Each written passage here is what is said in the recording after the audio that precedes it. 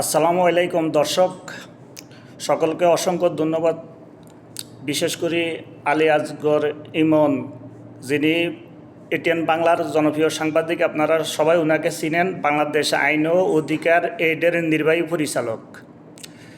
গতকালকে জনস্বার্থে মহামান্য হাইকোর্টে উনি একটা রিট পিটিশন করেছেন পুনর্বর্তী সংক্রান্ত বিষয়ে। ওনাকে ধন্যবাদ জানাচ্ছি। বাংলাদেশের অপমত জনসাধারণ, সচেতন নাগরিক, যিনারা এই বছর পুনর্বর্তী সংক্রান্ত বিষয়ে সোচ্চার হয়েছেন, ব্যাপকভাবে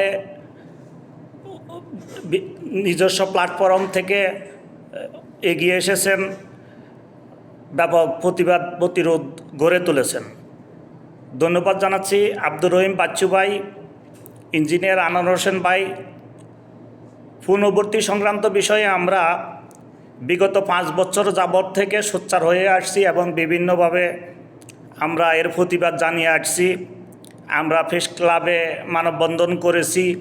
প্রতি বছরই আমরা এই বিষয়ে যথেষ্ট পরিমাণে বলাবলি করতেছি। বিষয়টা অমানবিক।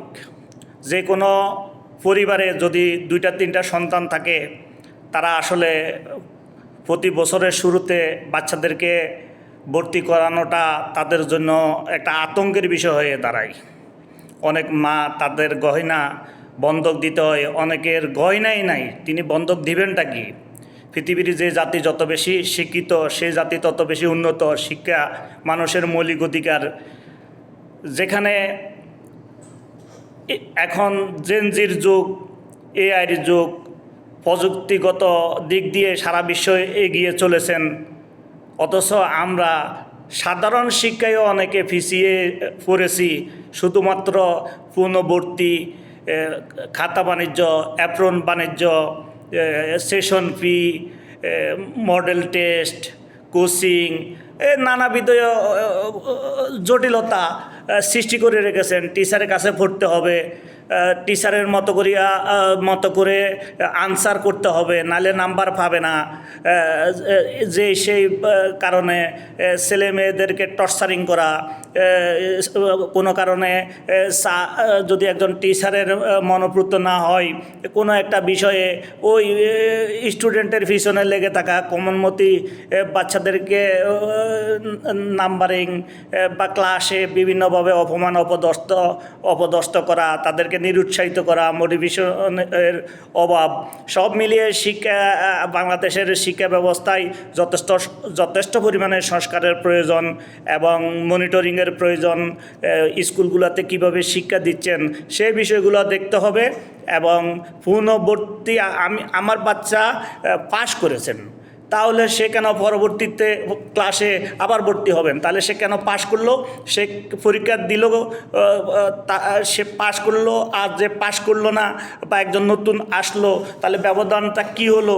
এখন স্কুল থেকে যদি দুর্নীতি শিখে বাচ্চারা বের হয়, তাহলে তো এই জেনারেশন দুর্নীতিগ্রস্ত হবেই। একজন বাচ্চার যদি 30-40 হাজার টাকা করে ভর্তি ফি দেওয়া লাগে, তাহলে 3টা বাচ্চার যদি 1,20,000 টাকা দিতে হয়, কয়জন লোকের বাংলাদেশে ইনকাম আছে 1 লক্ষ টাকা? তাহলে তাকে তো অবশ্যই দুর্নীতি করতে হবে। তাহলে বাচ্চারা দেখতেছে স্কুলেই দুর্নীতি, তারা তাদের বাবা করতেছে দুর্নীতি, তাদের গার্ডিয়ানরা করতেছে দুর্নীতি, তাহলে আগামী জেনারেশন দুর্নীতিই শিখলো। এখন শিক্ষাকে সহজ করতে হবে, শিক্ষার ব্যবস্থাকে আধুনিকায়ন করতে হবে এবং বাংলাদেশের জনসংখ্যার অনুপাতে আরও শিক্ষা প্রতিষ্ঠান বাড়াতে হবে, সরকারি বরাদ্দ বাড়াতে হবে। বিষয়গুলোর জন্য দেশের অপমত জনসাধারণকে অনুরোধ করব, আপনারা এগিয়ে আসেন। আপাতত একটা বিষয় আপনারা অবশ্যই দেখতে হবে, পূর্ণবর্তী ফি। যদি বাচ্চা রেগুলারলি পড়ালেখা করতে পারে, মা বাবা একটু কষ্ট করে হলো তার লেখাপড়াটা কন্টিনিউ করতে পারে।